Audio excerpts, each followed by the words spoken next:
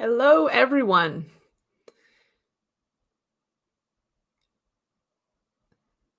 Wow, there are so many comments already here. Thanks, guys. Thank you so much for joining. Can you let me know just a quick sound and video check? Can you see and hear me well? Is the sound okay? Is the video okay? Just let me know in the comments.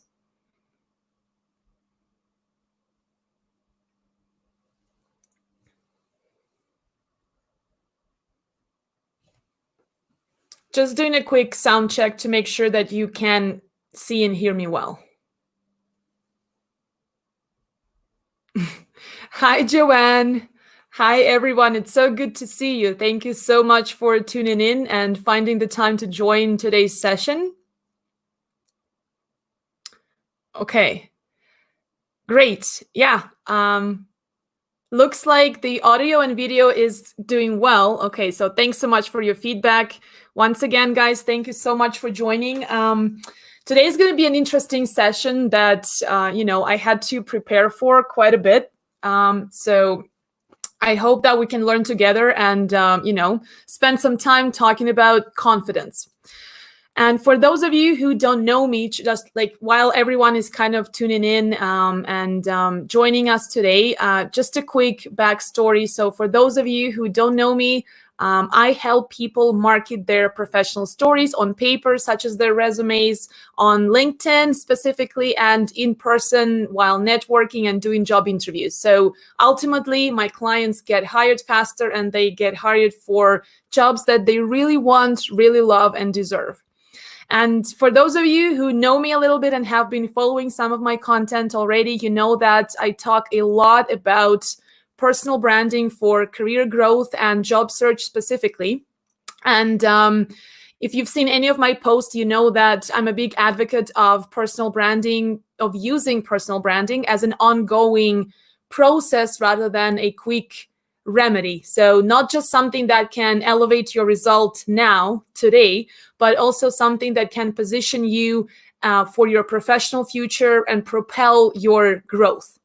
So, one of the things that I've always been fascinated by is psychology, and I read a ton of books and I studied it, and I always focused on how our thinking, so the things that we talk, we say to ourselves, influences our decisions, and not only our decisions and actions, but also the results that we get. So I've been always kind of intrigued by the power of mindset and the amazing change that it can make in our lives.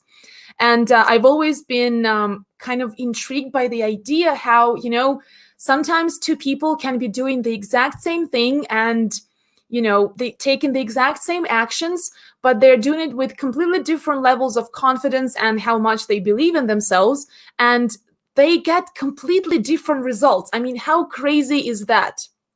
And if you think about it, we've been sort of trained by the society that if you learn A, B, and C, it will ultimately bring you the result D. But unfortunately, some people learn those A, B, and C's and become complete game changers, while others learn the exact same A, B, and C's and don't do anything with it. The reason why I decided to talk about confidence today is because within the past couple of weeks, I've been working with a lot of clients and hearing from a lot of job seekers who mainly are just not feeling great. They're not feeling great about themselves. They don't know whether they're doing the right thing or the wrong thing. And it's not so much about the strategy or the steps, but just that feeling of devastation and desperation and just general negative outlook on the things out there. And I know where that comes from because we've all been feeling all sorts of emotions lately. So that's why I picked the topic of confidence today. And again, if you've been to any of my previous live streams, you know that that's not a very common topic for me, because usually we talk more about, resumes and job search strategy and networking and LinkedIn branding. But quite honestly, and it feels a bit weird to be sharing it like this today, but It has to do with my personal story. I've had major issues with confidence, and it took me a long, long way of a lot of self-analysis and hard work to get to the point where I am today. And I know that there's still a ton of work ahead of me, but I learned the hard way how much confidence or lack of confidence can change our lives and influence the results that we get. And, maybe anyone else can relate. Let me know in the comments, by saying yes or agree or plus or something, just by showing some reaction that I'm not alone. And you guys also realize the impact, the huge difference confidence can make in our lives. Just let me know briefly in the comments, because I'd love to hear from you in case you also experienced issues with confidence, because I'm guessing since you're joining the session today, confidence is also something that you care about. Okay, getting some yeses already. That's great. Thanks, guys. Not alone. Yay, that's good to know. Well, then it's a great thing that we got together today. And actually, while you guys are still typing, when the whole personal story element and the reason why I chose the topic of confidence and why I think it's such an important thing to talk about, especially in your job search and in your career, it has to do, again, goes back to my own issues with confidence. And actually last year, I had a pretty serious case of depression, which is actually something that very few people know about. So it's kind of scary to talk about this in public. But anyways, and, before that, quite honestly, I'm not proud of that. But quite honestly, before that, I used to think that depression is just a way for people to label lack of motivation or laziness or overall, lack of understanding of where they're going. So all sorts of things. And I always thought of it, well, that's just a label that people use. Until I ran into it myself and I experienced it, and I realized that it can be a super tough thing to overcome by yourself. And, you need external support. You need other people, whether it's your family, whether it's professional help, whether it's your circle of friends or contacts to help you get through this stuff. And that's how I discovered NLP. It's a very controversial thing, and some people love it. Some people are huge supporters and advocates of NLP. Others hate it, criticize it, completely disregard it. But I've experienced it myself, and I know that it works. So for those of you who don't know what NLP is, it stands for Neuro-Linguistic Programming. So neuro has to do with our neurology. So basically the physical components that have to do with our brains, and the mental and emotional components of how our brains operate. Linguistic obviously has to do with language. So it's about how we communicate with others, and more importantly, how we communicate with ourselves. And programming is kind of a word that is, used loosely here. It's about, perceiving your mind as your internal operating system. And programming is the way our past experiences, our thoughts, and our emotions affect ourselves today, and the situation where we are today, and the kind of decisions we make, and the kind of actions we take today. And, you can think of it as, for those of you who are Apple users out there, you'll know what I mean. You get an iPhone, and, well, every phone has an operating system. So you have to have the latest version of iOS to make your iPhone work. And if you don't update your operating system, you don't get the maximum performance out of your device. So it starts being glitchy, and you have to, you run into a whole bunch of issues. So basically the same thing applies to ourselves, except that now the operating system, the iOS, is our brain.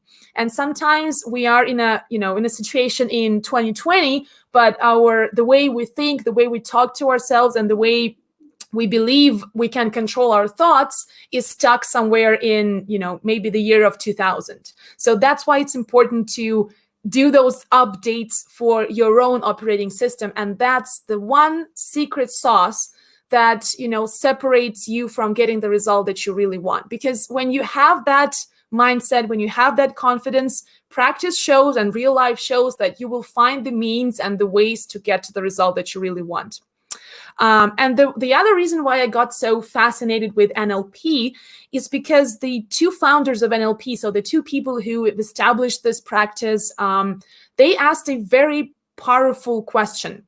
They asked, what's the difference between people who are successful, who get great results, and the people who don't?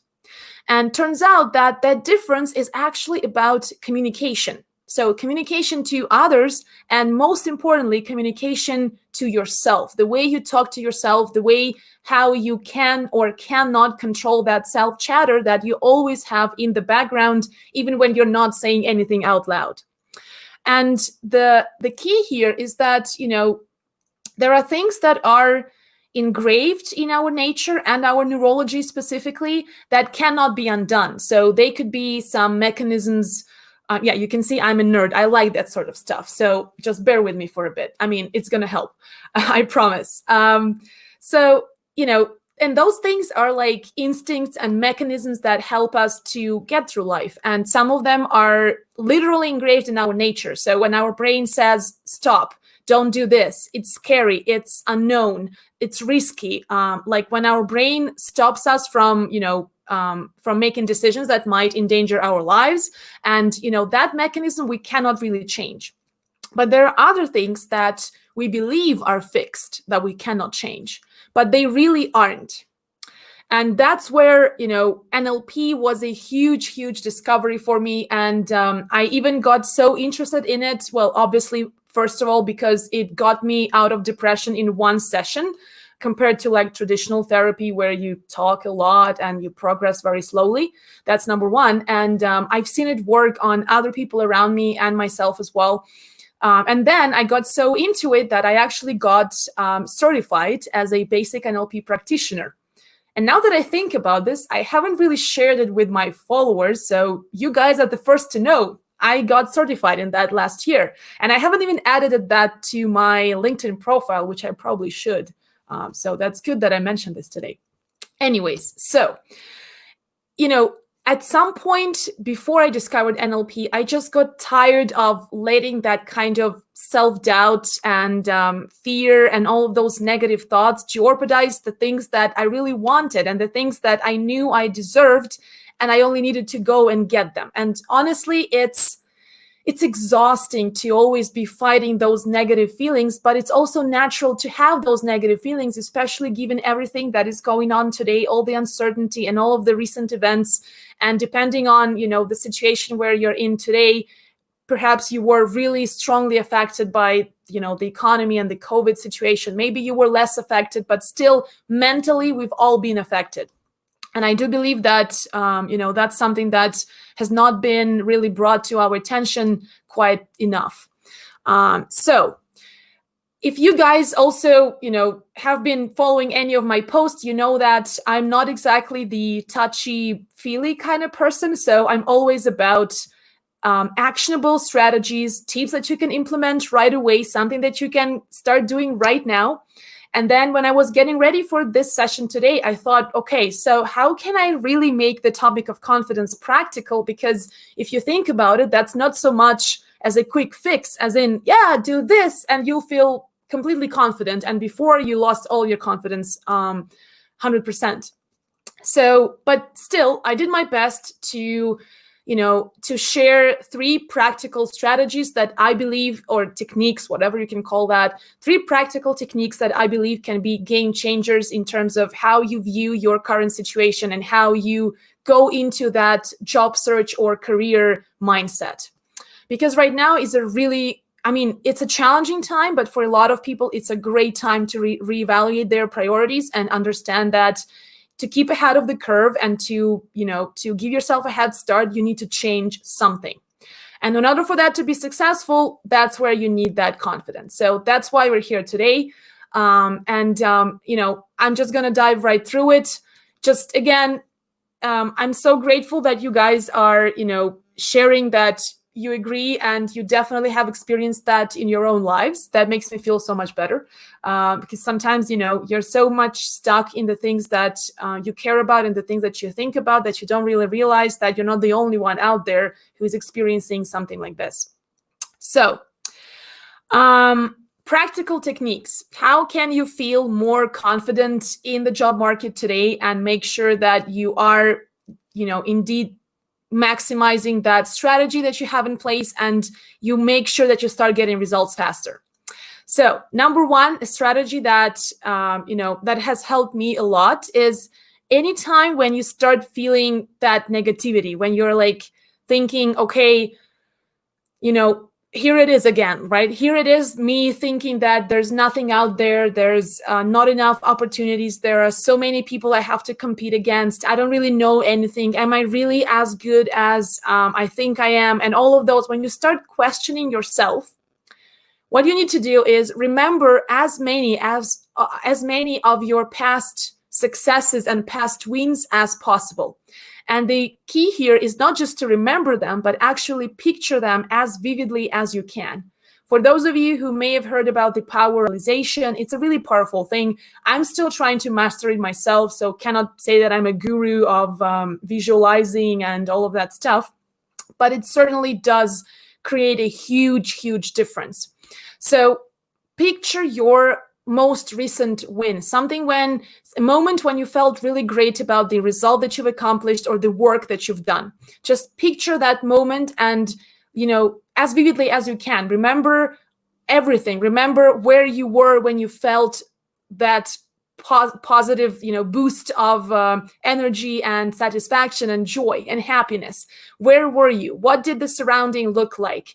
What smells were there? Were there any sounds? Were there other people around you? Or was it just you driving back from the office and thinking, man, today was a good day? Then what car were you driving? All of those details, because when you engage all of those other senses like smell and sound and touch and all of that, you immediately, your brain cannot really tell whether it's real or not.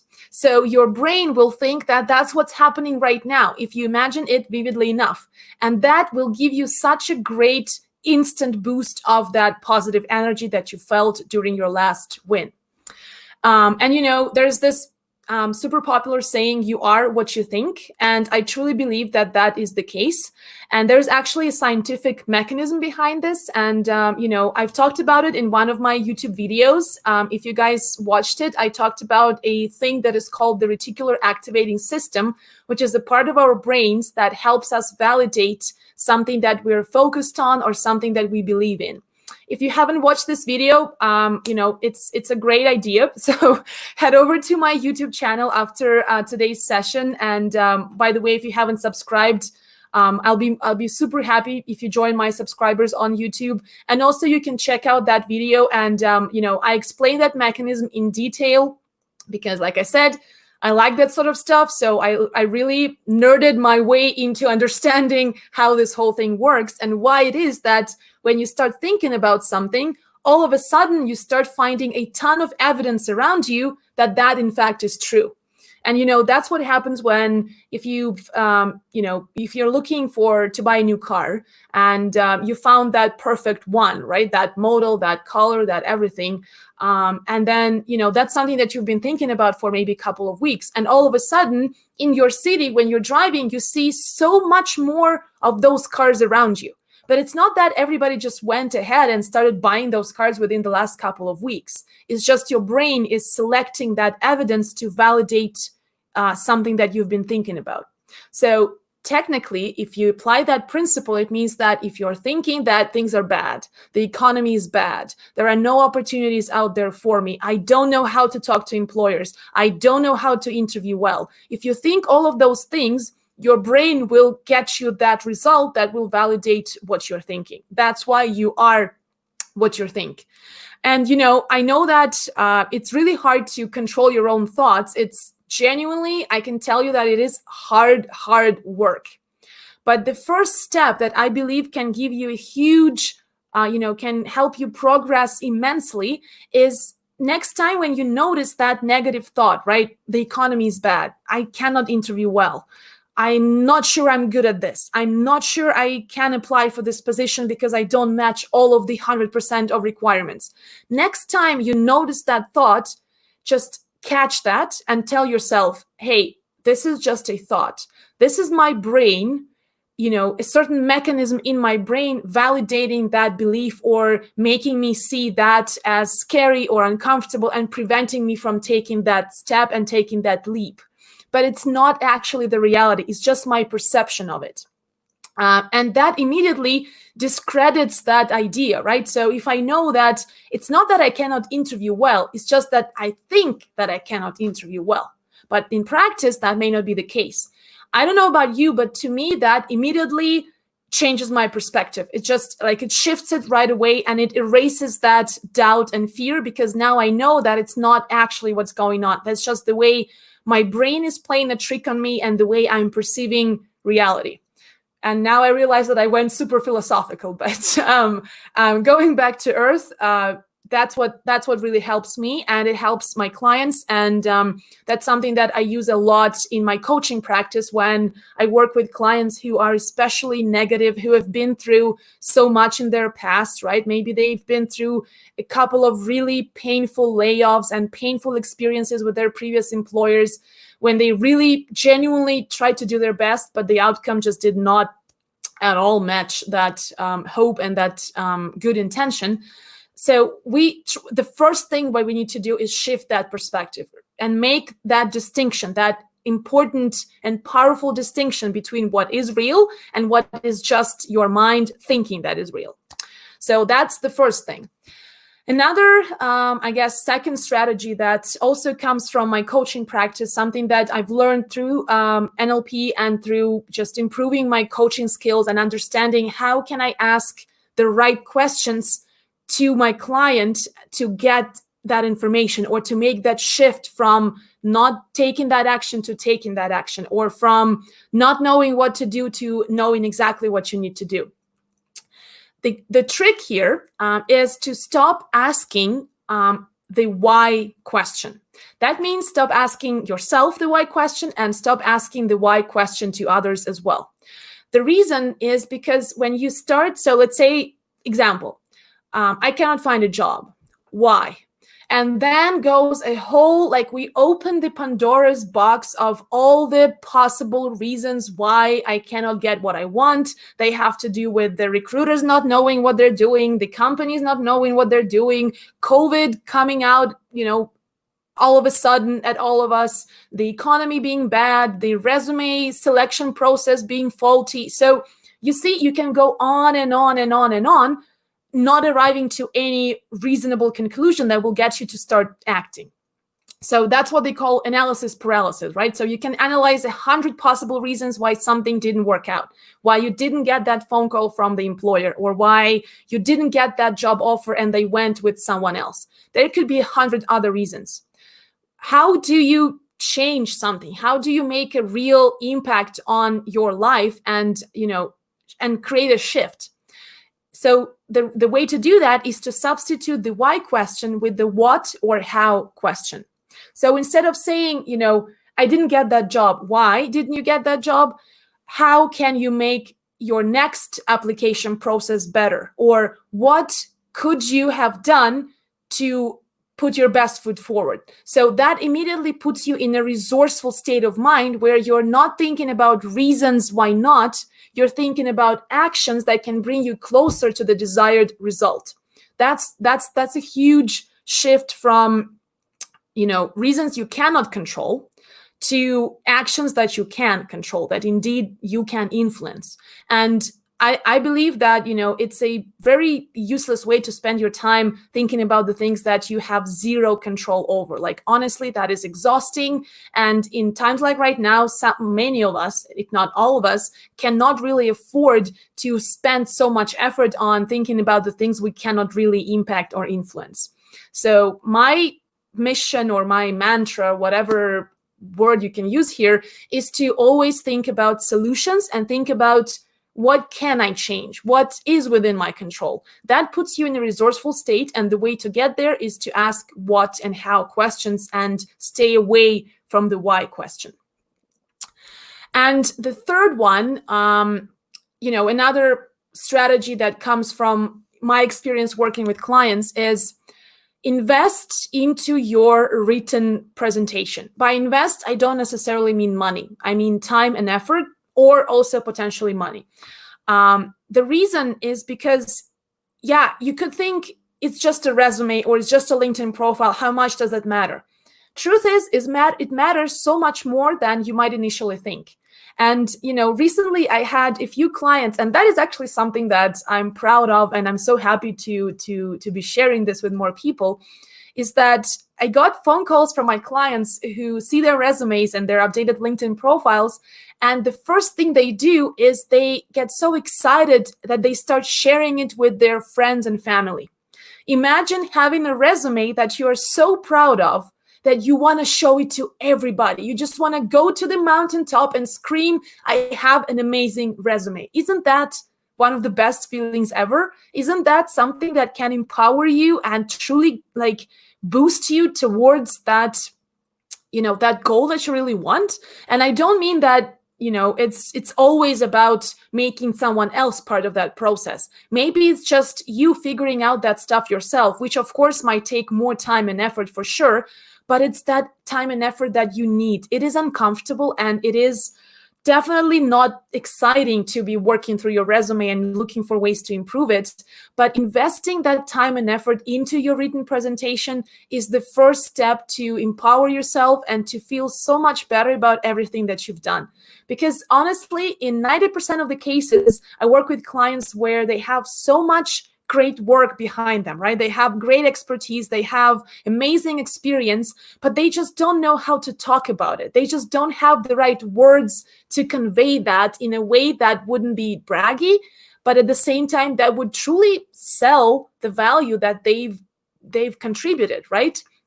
So invest in your written presentation. And the best thing that you can take out of it is focusing on value and results. Because one thing is having a resume that simply talks about, you see, I always go back to the topic of resumes, but I genuinely believe that that's the case. So the best thing that you can get out of your written presentation, and by that I mean, let's say your resume and your LinkedIn profile, the best thing is value and results. So having a resume, the before resume, where you have, I managed this, I coordinated that, I directed this. I mean, yeah, that's great, but does it get you excited? Does it get you go, man, I'm good? If I saw my resume, I would hire myself. No, it doesn't. Why? Because there's not enough value and not enough results that are highlighted throughout your resume. And interestingly enough, that is one of the main things that I believe, just practical, not philosophical, right? Because that can take hours. One of the most useful practical ways to fight the imposter syndrome in your career and in your job search specifically. Any of you guys know what imposter syndrome is? Maybe you can type in the comments, give a short definition if you know what that is, or just let me know that you don't, and then I'll explain it to you. I can see that there are people who have the value perspective and results, and that leads to excitement. Vicky, that's amazing. I'm really happy. And I believe you would agree with me that that is an amazing shift that gets you excited to go and share that with employers. So any news on the imposter syndrome? Anyone out there who knows what that is? Or if you don't know, again, it's not a big deal. I'll explain it.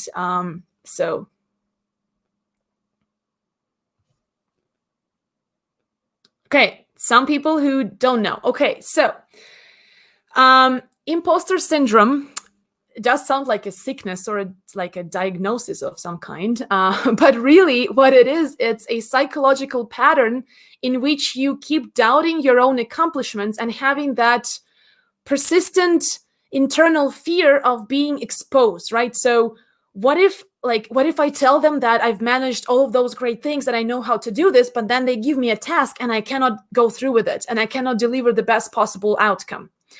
So that kind of self-doubt that usually, a lot of us experience from time to time, that's what they call imposter syndrome. And, the things that I hear from clients that signal that are things like, is it enough to say that I'm good at this? I've only done it for a year. Is it enough to say that I'm experienced at that?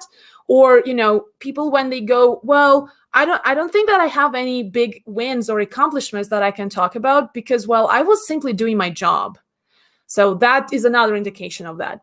And surprisingly enough, that kind of imposter syndrome behavior, again, don't be scared of that word. We've all experienced this stuff. I experience this regularly.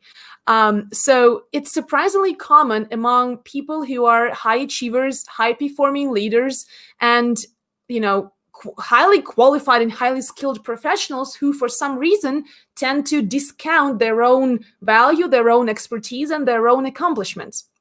So, when you have a resume or a LinkedIn profile or both that position you as an investment, you start thinking of yourself as an investment. So deep down that there are many ways how you can generate return on that initial investment that you need to convince the employer to make, right? To invest their trust, to invest their money in you instead of 10 other people who you're competing against.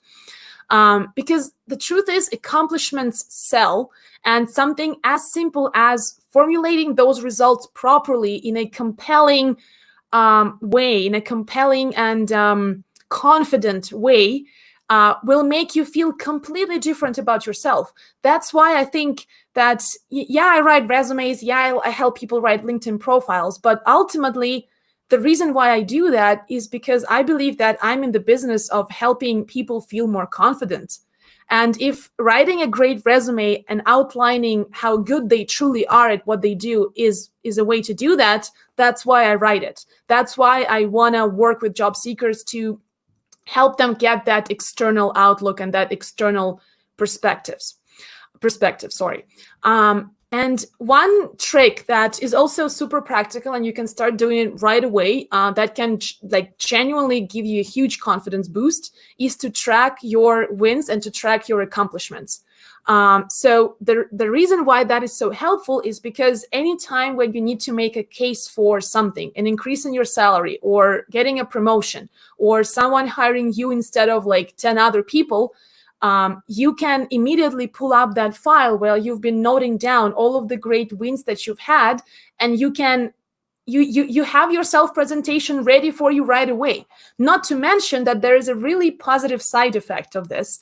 Anytime you feel sucky and bad, you can just open up that file and read how many wins you had in the past couple of weeks, how many great things you've accomplished in a year, how many nice things other people have said about your work and about your results and about what kind of professional or just a human being you are.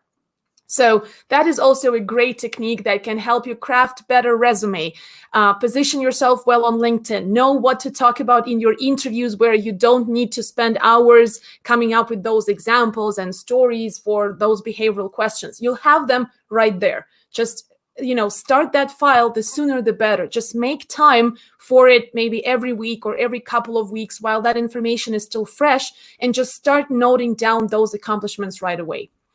And another thing that is, also super important when it comes to feeling more confident about yourself and knowing how much value you bring to the table is reframing. Reframing basically means, considering the context and changing your perspective depending on that context. So the truth is that when it comes to those moments of self-doubt and lack of confidence or the imposter syndrome thing, most of us experience those moments on occasions, and we don't always feel 100% confident. And, there may be times when you feel completely out of your depth, and self-doubt is a normal reaction. Again, that is something that is built in your nature, and that means that you're actually a smart, motivated person who has the potential to be a true high achiever, or maybe you already are a great high achiever, so you've already proven that. And if you catch yourself thinking that you're not good enough, or am I better than my competition? Can I really say this in my resume? Just reframe it. The fact that you feel like that right now does not mean that you really are like that. That doesn't characterize you, that doesn't define you.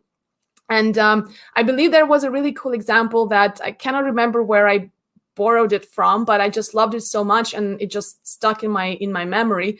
When someone came up to a little girl and told her, and she was playing and she had a whole mess in her room with all the toys and everything. And that person told her, "Wow, you're such a mess."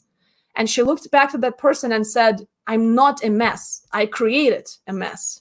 So that's a big difference. And that's the same thing about, when you feel like, do I really deserve that job? Can I really apply if I don't satisfy 100% of the requirements? That's the same thing. It's just you feeling that way in that moment because of certain events, but it doesn't define you and it doesn't mean that you truly are that way.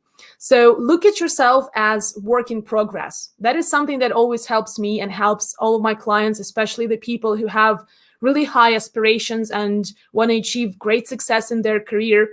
Every time you compare your current situation to that final point B, right? If you're in point A right now and you want to get to point B, that seems so far away and so complicated and all of that. And every time you think how far you still have to go to get to that point, that discourages you. You lose motivation, you start feeling bad, and that just spreads. So think about yourself as work in progress, because accomplishing great things involves a lot of learning and skill building. And, that's true for everyone, even the most successful and confident people. If you talk to them, you'll realize that they also, yes, they have achieved a lot, but they have built higher aspirations. And now they also feel like they're work in progress. So it's normal to feel that way. And that actually, shifts your perspective a lot. And I guess the last thing that I truly believe in is having external perspective or external feedback, whether it's, the people who know you really well, or you hire a professional like a coach or a resume writer, or someone who can look at your situation differently as an outsider without having all of that routine stuff piling up in front of you, and can really see that clear path and a clear common thread throughout your, let's say, career story or your experience and all of your background. That is truly invaluable.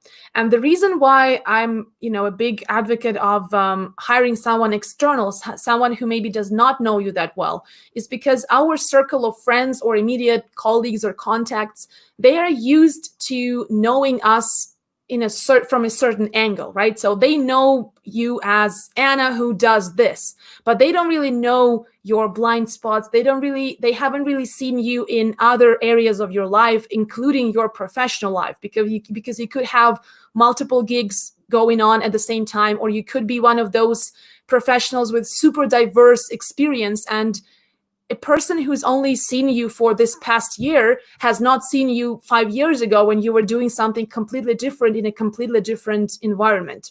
So that's why it's important to have that external perspective and to work with someone, because again, two brains are always better than one, to gain that external perspective. And that is, that empowers you so much, and it just completely shifts how you think about yourself. Okay, let me just read through some comments here.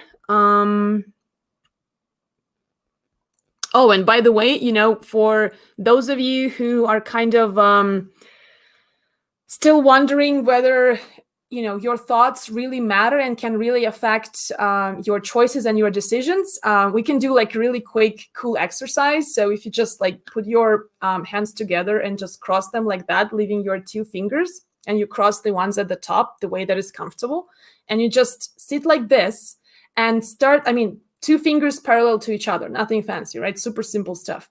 And now start imagining that you have two magnets at the top of your fingertips. Just imagine that those magnets are pulling towards each other. And the power of this exercise is that if you actually put your mind to it, if you genuinely imagine that there are two magnets, your fingers are going to start getting closer to each other. But that's nothing. So that shows that power of, setting the right mindset and believing something, and you can actually think that it's real. And the reason is because, again, scientifically, for those of you who love all that neuroscience stuff just as much as I do, that there's a mechanism in our brain that cannot distinguish between what's real and what we visualize or imagine. That's why it's so powerful to, that's why people spend hours meditating and visualizing the outcome. And that's why people always say that, just believe in the process, and that will help you get there. And that is genuinely one of the things, or if not the main thing, that separates someone who is really successful, someone who is progressing, from someone who is wondering, what am I doing wrong? I mean, I've been doing all of these things, but why is she or he getting those results and I'm not getting anything? That's the difference. Okay. Let's see. Let me read through some of your comments, guys. By the way, if you have any job search questions, now is a great time to ask, because I'll be looking through those and I'll pull up some of those and I'll try to answer as many as I can. Okay. Yeah, this is a great, oh, sorry, that's the wrong one. This is a great comment from Edward. You may not think that one or more things you did were actually accomplishments, but to others, they were amazing accomplishments. That's very true. That's, again, about having that external perspective. Something that you think of as, well, this is just me doing my job, right? That's just routine stuff that I do every week or every day. But that can actually be a result that deserves to be mentioned on your resume or deserves to be part of your career story and how you sell yourself. So that's a really good point. Thank you, Edward.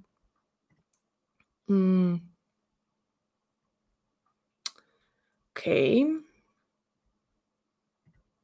This is a really good question from Lerato. I'm sorry if I'm pronouncing that wrong. Is it possible that you genuinely don't know your achievements?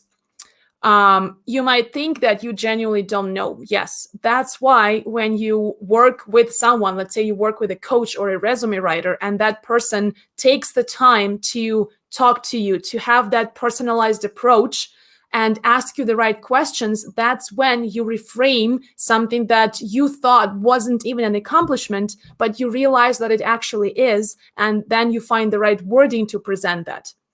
So if you think that you have no accomplishments, I guarantee you, whoever you are and wherever you are, that that's not true. Each one of us has achievements and accomplishments that we can be proud of and that can position us as a great candidate for a job, for a promotion, for whatever, right? So it's just a matter of finding the right perspective and the right angle and having the words to describe that. And that's one of the reasons why I love the work that I do, because that's essentially my job. I take the time to understand your perspective, your background, to walk you through those steps and to get that information about everything that you've done, and then find the best way to present that for you, because it is hard to talk about yourself.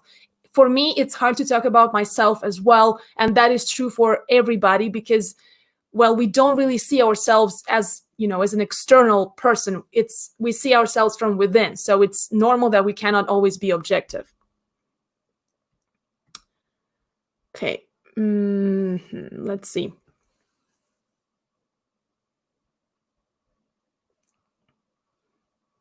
When working in a new role, sometimes you can feel like you don't belong or you're not really the person for your role. Yeah, Kevin, that's exactly, one of the signs of what they call imposter syndrome. But again, that's just a label of lacking that confidence and that belief that you deserve the best and that you can aim for more and that whatever comes your way, you'll always figure it out.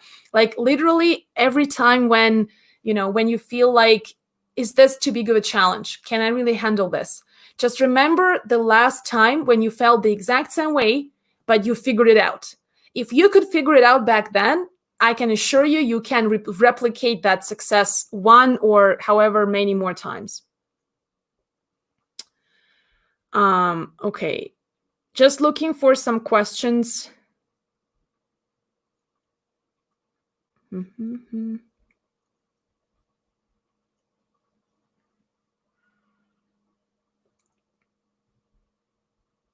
Okay, guys, if you have any questions, I'm looking through your comments and it's great to see that so many of you agree with some of the points that I've made today. So that's awesome. Thank you for your feedback. I truly, truly appreciate it.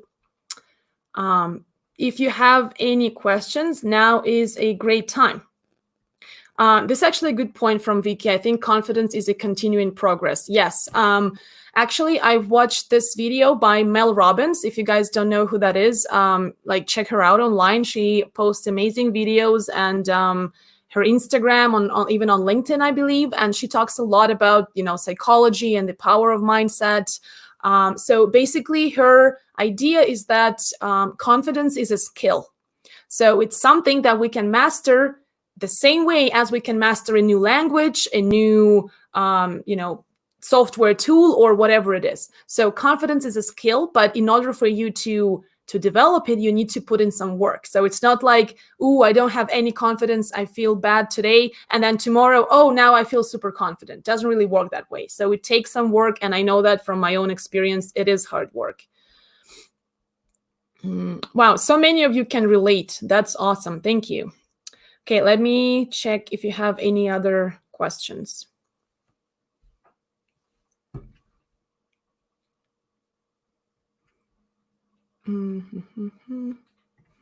Okay, from Patricia, do you have any suggestions where we can go to see how to do a LinkedIn profile for us that are jobless and cannot afford to pay anyone to assist?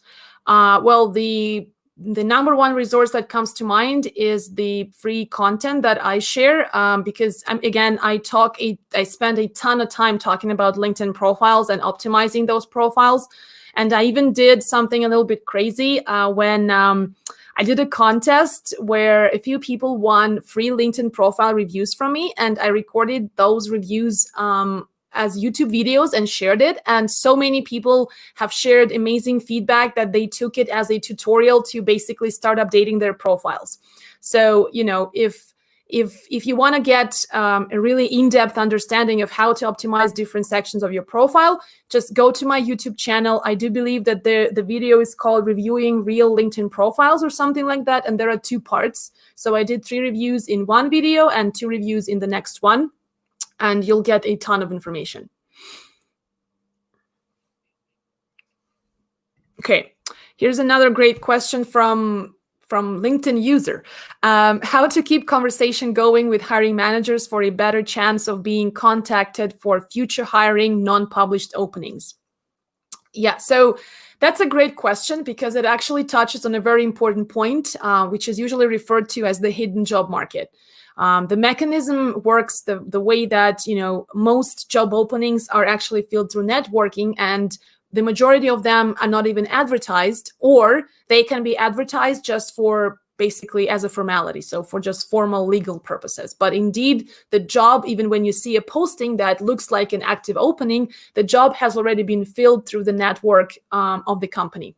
So how you want to keep in touch with the hiring managers is by regularly networking. And that means that you track your networking progress. So just create an Excel spreadsheet or whatever tool you like to use to track your progress. Write down the names of every person that you've reached out to and had a conversation with.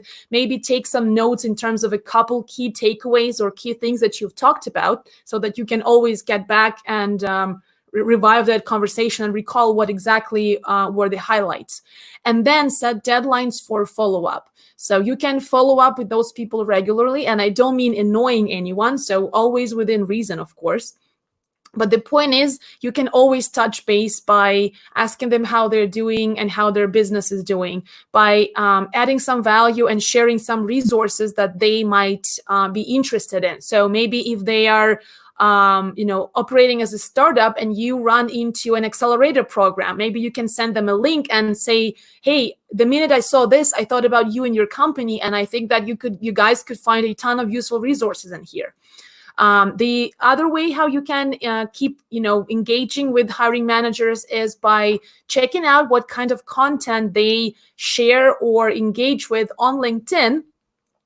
You can do that by going onto anybody's LinkedIn profile, scrolling down to the activity tab and clicking see all. So the same way how you found this live session today, the exact same way you can find every single piece of activity of that person's activity on LinkedIn, every post they liked, commented on, or shared, or created themselves and published. So what you can do is you can regularly show up under the same content that person likes. So become part of the same community, whether it's thought leaders or just industry experts sharing some insights, articles, posts, videos, whatever. But you regularly show up, you regularly engage, and that's how they keep seeing you online, and that's how you establish that initial foundation of trust, because you're way more likely to respond or to remember someone who regularly shows up in the exact same spot where you do.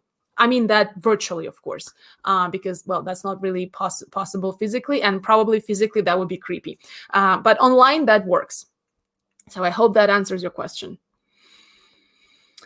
Okay, another question from Donna. When asked during an interview, tell me something you're proud of, is it okay to talk about something in your life and not your professional career, or should it be kept to just your professional career?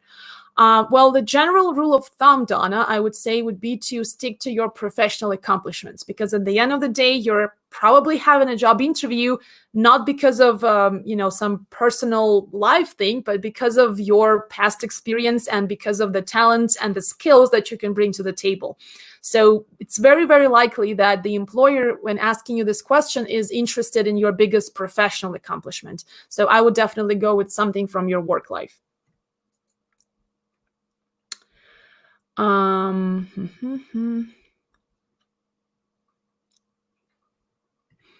Okay, how to confidently communicate. Ability to do the job, blend with existing team culture, initial stages when you meet about 60% of job profile from another industry. Well, if you are transitioning to a different industry, it's definitely a lot trickier and a lot less straightforward than if you have the same experience that, applies directly to the job. So number one is to highlight your transferable skills and transferable elements of your experience. What that is, in very simple terms, is the skills and talents that you have that come from some industry, but can be clearly applied in another industry or in another setting that you're currently targeting. And the biggest catch here is that a lot of people stop at just at identifying those items. But the key is to actually connect those dots, because you don't want to have the employer to have to make assumptions or conclusions. Feed that information right away. Just put it at the top of your resume and make it part of your summary, make it part of your highlights of qualifications, make it part of the descriptions of your roles by highlighting not just everything that you've done, where half of the information is not even relevant, but only highlighting the things that are truly applicable to this job. Also, in cases like that, where you only meet about like 60% of the job profile, I do believe in the power of cover letters. Again, it's a debatable topic. Literally 50% of the people will tell you that they don't care about cover letters and they couldn't care less. But the other 50% will tell you that they do. And odds are that, well, obviously you have a 50% chance of running into one or the other. So basically, every second hiring manager or recruiter you could potentially get in touch with would be the one that cares about cover letters and would actually take the time to read it. So I would go with those odds, and I would not want to risk missing the chance of impressing that person by simply not attaching a good cover letter. So investing time and effort into your cover letter and explaining that transition, why you're transitioning to the new industry, and how what you've done in that old industry can be directly applied in the new one and can help you generate the result that the employer is looking for and fulfill their expectations. Same goes basically for highlighting things on your LinkedIn profile. Again, I've talked about this quite a bit in my videos, so you're welcome to go to my YouTube channel. And also, I always encourage people to subscribe, because when you guys subscribe and watch those videos and share feedback, it helps me to produce more useful content for you that you can use in your career and your job search. So it always motivates me to do more of those videos every week and make them better and talk about the topics that are truly interesting to you. So go check out those videos. There's a ton of information on, communicating career transitions and all of that. Okay. Another question: what are your tips for new Canadian to Canadian market? How can they improve the skills they have from back home? Well, there are many different ways how you can do this. I would definitely explore well, first of all, like figuring out whether the experience that you have from the country where you come from is directly translated onto Canadian standards. Because for certain jobs, you cannot really apply your background from another country unless you get a local certification or a local confirmation in terms of an educational program that truly credits that prior experience, right? So that's number one. Also, start networking as soon as you can, because your highest chance of landing something that truly is on par with what you've done before coming to a new environment and a new market is through networking. And you could also explore volunteer opportunities. I know that, it's not always a feasible option. So I'm not saying that all you do is volunteer, but volunteering is a great way to gain that initial credibility and validate everything that you're trying to communicate, because lack of trust is normal when you come from a completely different environment with potentially very different standards. So it's a good way to have practical proof that you are indeed capable of all of those things that you say you're capable of. Okay. I guess I'm going to take one last question and we're going to be wrapping up soon. So another question from Donna. If you take a job outside of your career path while unemployed to help pay the bills, should you put that job on your resume or LinkedIn profile? If you add it, will that deter you from getting a position in your field in the future? That's a good question. And I feel like a lot of people might be kind of struggling with this right now.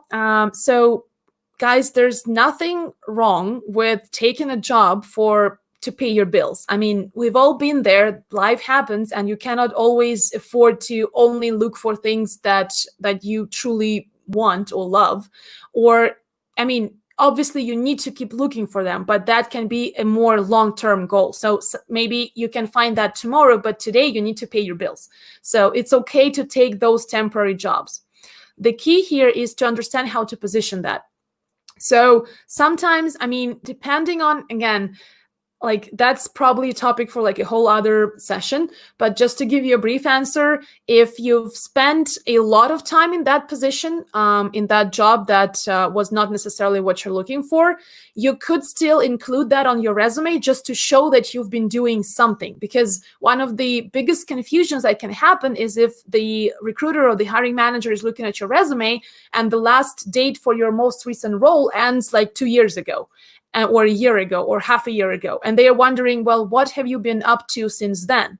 So it's okay to create a separate section that you can call other experience or, whatever other name. And you can include that job in there so that it's not necessarily part of that,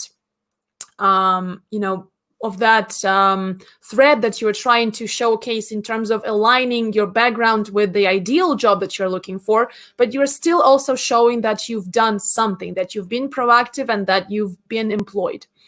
The other thing is to explore a functional format for your resume. So there's the chronological format where you start with just basically going from the most recent role to the oldest, or the oldest that you mention on your resume, because you don't always need to mention all of the roles that you had. But from switching from that format to outlining some of the functional highlights and accomplishments first. So focusing on the skill and function portion, and then just giving a brief chronology at the bottom without having an in-depth description for every role. The format I usually go for is a mix of those two because it's the most readable. It's the one that makes most sense. So it kind of it kind of hits both worlds, right? So you are highlighting some of those functional things that you want to emphasize, but at the same time, you're not confusing someone whose eye goes directly to the timeline to see what you've been up to. So I do believe that that format is a good mix. Okay. I know that there were some other questions, but we're kind of running out of time for today, guys. Once again, thank you all so much for joining. I appreciate your feedback and I love reading through your comments. And I know that there were some people who actually landed work gigs just by engaging in the comment section under my live streams. And I think that's amazing. So way to go, all of you who are networking while I'm talking here. I would love to hear from you some ideas that you have for the future topics that you'd like me to cover, because I am trying to do these live streams pretty regularly, at least every couple of weeks, every 2 weeks, or even every week if I can. So I would love to have ideas for the topics that you would like me to talk about. That way I can plan those sessions and you can join and learn something that you can apply right away. So again, thank you all so much for joining. I hope that after today, you have some ideas how to start feeling more confident and just go get that job that you really want. I'd love to stay in touch. So if you're not connected on LinkedIn, please feel free to reach out and send me a quick note. Like I said, always love hearing your feedback. That's what helps me steer and figure out how to make more useful content for you. And just to have that external feedback, it really helps when you create content online. Thank you all so much for joining. I'll see you again next time.